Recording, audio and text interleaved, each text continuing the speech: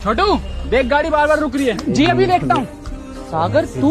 अरे ये तो शुभम है। अब ये मेरा मजाक उड़ाएगा कि मैं ये काम कर रहा हूँ। अबे तू मैकेनिक का काम कर रहा है? हाँ, कॉलेज में तो बोलता था बहुत बड़ा काम करूंगा। ये कर रहा है तू बड़ा काम।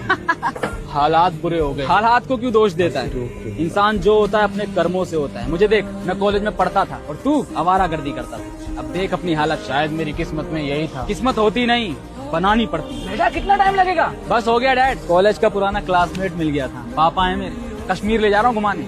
स्वर्ग बोलते हैं स्वर्ग, और ये सब मैंने किस्मत से नहीं अपनी मेहनत से पाया है। 300 रुपए ये ले और 200 टिप रख।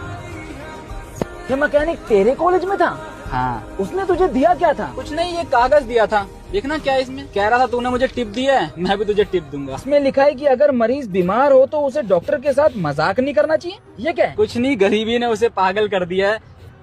पापा क्या हुआ? ब्रेक नहीं लग रही।